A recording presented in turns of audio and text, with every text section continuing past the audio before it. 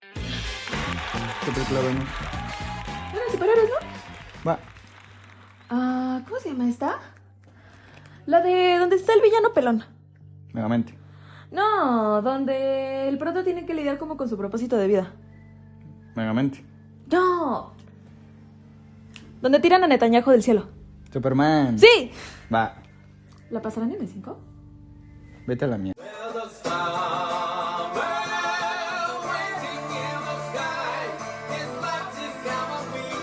Durante el verano del año pasado se estrenó Superman, una nueva versión del superhéroe dirigida por James Gunn, la cual dio de qué hablar durante un buen rato.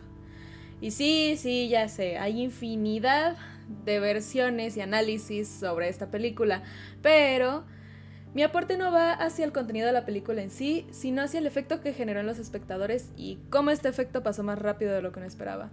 Que por cierto, si no has visto la película, te recomiendo verla ahora mismo porque habrá spoilers. Aparece por primera vez en 1938 para Action Comics y desde el inicio se convirtió en un fenómeno. Series, caricaturas, películas, un programa de radio y hasta un musical de Broadway. Su origen fue variando y cambiaba constantemente, entre que lo encontraba un automóvil que pasaba por la carretera, terminaba creciendo en un orfanato, que si ya era superhéroes de la infancia y cosas así. Versiones de Superman hay miles. Universos alternos que derivan en orígenes distintos, como Red Son, All Star y Justice League's Gods and Monsters. Es hasta 1986 con el cómic El Hombre de Acero de John Byrne que se establece finalmente la historia de origen que se volvería referente para futuras adaptaciones a cines, series y que lo convirtió en un icono de la cultura popular y de Estados Unidos. Lamentablemente. Para hablar de personajes de DC es ley tener que hablar de Marvel, y aquí la comparativa es bastante obvia. El nacionalismo representado por Superman y su contraparte Capitán América. El Capi aparece en 1941, creado por Joe Simons y Jack Kirby. Esto un poco antes de que comenzara la Segunda Guerra Mundial para Estados Unidos. Desesperado por unirse a la lucha y formar parte del ejército americano para ayudar a su país, y también golpear en la cara al señor de bigote chistoso. Es así como se convierte en propaganda a favor del intervencionismo estadounidense. En defensor de sus ciudadanos y protector de la justicia y los ideales que marcan a su nación. Ambos son defensores de estos ideales y el estilo de vida estadounidense. Superman es un dios entre los hombres y su legado intenta ser más universal. Por otro lado, el Capi es un humano perfeccionado, un soldado en toda regla que terminó convirtiéndose en un héroe. Superman es el superhéroe por casi 100 años. Representa todos los valores que un superhéroe debe de tener: fuerza, valor y justicia, y se volvió el superhéroe que los superhéroes admiran. Pero para el público general, esto les parece demasiado aburrido. Todo perfecto, todo bueno. Guácala. Durante años se intentó cambiar la imagen ñoña que se tenía de Superman. En el 2013 salen los cómics de Injustice, un universo alterno donde Superman se convertía en un villano, acercándonos más a esta estética oscura que los fans de DC abrazaron por años. Y explotó aún más con la llegada de Zack Snyder en el 2013, dirigiendo El Hombre de Acero, con Henry Cavill en el papel del superhéroe. Y es que ahora Superman era representado como alguien complicado, callado, a grandes rasgos, alguien serio. Ahora Superman impone poder, respeto y hasta miedo. Pero funcionó. Durante años ese fue el superhéroe que los fans amaron y querían, hasta que otra vez se aburrieron. Y es que con la llegada del Snyder Cut de la Liga de la Justicia, los fans anhelaban ver a un superhéroe roto y consumido por el poder. Querían un villano. Pero esta idea quedó peinada y alborotada como novia de rancho, ya que en el 2022 Henry Cavill anuncia su salida como Superman. Y el sueño de verlo convertido como un superhéroe malvado se va con él. Esta temática fue explorada aún más en años posteriores con superhéroes como Omni-Man, Homelander y Sunburn. ¿Qué pasa cuando lo más cercano a Dios en esta tierra ya no quiere ser bueno? Pero con James Gunn convirtiéndose en director general de DC en el 2022, las cosas darían un giro. A diferencia del Superman de Snyder, que era representado como un dios omnipotente y un símbolo de fuerza a través de una narrativa más seria y lúgubre, Gunn nos cambia esa perspectiva y nos presenta un Superman más humano con una estética salida de cómic. Clark Kent, al descubrir la razón de sus padres al mandarlo a la Tierra, comienza a cuestionarse su propósito, no solo como superhéroe y el cómo puede ayudar a las personas que le están dando la espalda, sino también es esta parte humana que se relaciona románticamente y presenta problemas como cualquier otra persona. Güey, déjame ver la peli. Perdón. Aquí Superman no es perfecto. Se enoja, tiene fallas, se frustra y pierde. Aún así, es alguien bastante honesto. Alguien que siempre busca el bien en las personas, aun cuando el mundo que lo rodea está en su contra. siempre encuentra un motivo para levantarse. ¿Con quién hablas? Gunn sostiene que esta virtud es cada vez más escasa en un mundo en que los discursos de odio proliferan, no solo en redes sociales, sino también en ámbitos políticos. Superman representa la amabilidad en un mundo que la necesita desesperadamente. Esta es la esencia de la película. Superman intenta salvar y cuidar de todos, desde niños, monstruos, hasta ardillas y el perro criollo de su prima que ni caso le hace. Y nuevamente el internet se encargó de esparcir este discurso de positividad y empatía por todos lados. Kindness is the new punk rock.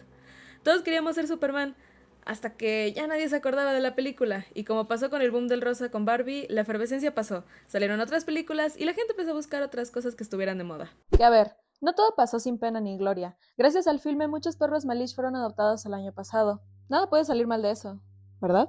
Pues lamento informarles que eso ya había pasado antes. En 1996, con el estreno de 101 Dálmatas, muchas personas influenciadas y enternecidas con estos animales, la gente compró impulsivamente cientos de perros dálmatas que, al verse incapaces de cuidarlos, porque spoiler, es una raza muy exigente, muchos de estos animales terminaron en refugios donde terminaron siendo sacrificados. Y esto no es algo que se reduce solo a perros. A esto se le llama efecto Nemo, la adquisición masiva de una especie que se vuelve popular por una película o serie de televisión. Esto impulsa el tráfico ilegal y altera los ecosistemas de la especie misma. El nombre se le da porque precisamente las especies de Nemo y Dory redujeron gravemente su población no mucho después del estreno de su película Nemo en el 2003. Pasó con los colis, con Lassie vuelve a casa de 1943, con las guacamayas azules, con Río en el 2011 y hasta con las serpientes gracias a su Zootopia 2 del año pasado. Pero Flow es la excepción a la regla, ya que en el 2024 aumentaron las adopciones de gatos negros a refugios. Eso está increíble, ¿no? ¿Qué podría salir mal de eso? ¿En qué estábamos?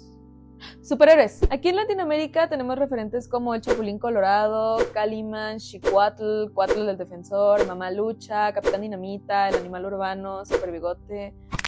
Ese no lo conozco. ¿Nicolás Maduro? Pero aquí en México la cultura del héroe se desarrolló de manera distinta. Mientras en Estados Unidos tenían superhéroes y superhumanos creados en laboratorios fuera de este mundo o con el intelecto y dinero para poder hacerse sus supertrajes y salvar el mundo, de este lado del charco se desarrolló de otra manera. En México a principios del siglo XX se introduce la lucha libre que se volvería patrimonio cultural inmaterial de la Ciudad de México. El deporte se caracteriza por máscaras coloridas, secuencias rápidas de llaves de rendición, técnicas aéreas de alto vuelo y folclore propio.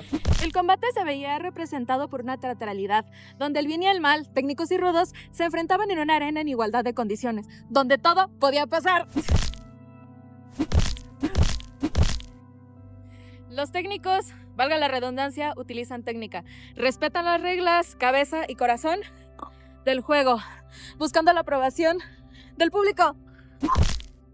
Los rudos son antagonistas irreverentes, rompen normas y utilizan artimañas para ganar.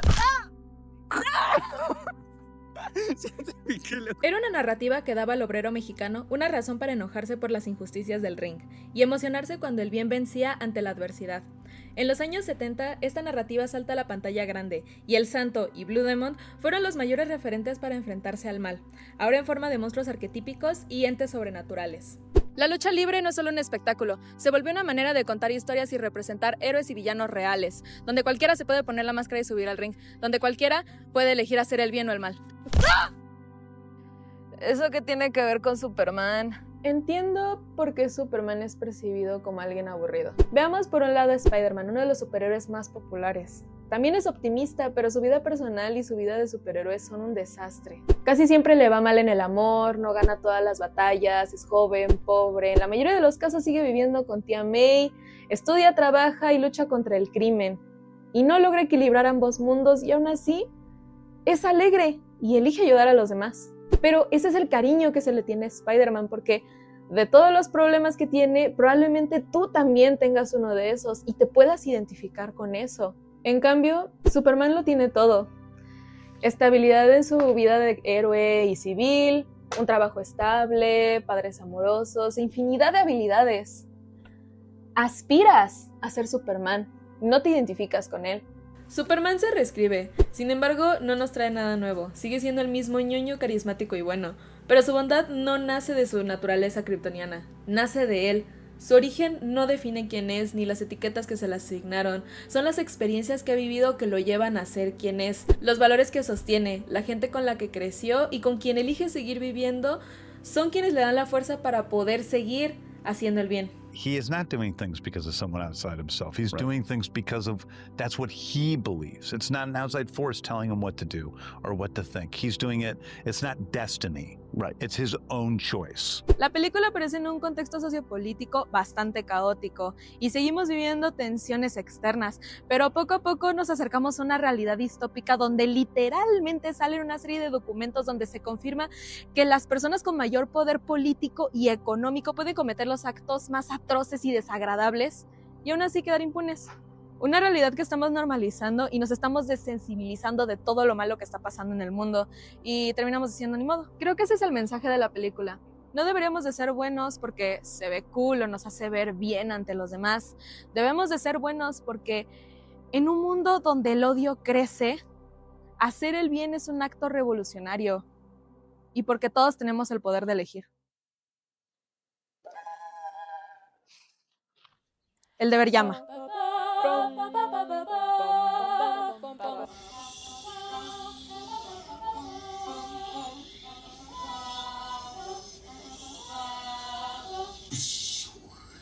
Qué mierda de película.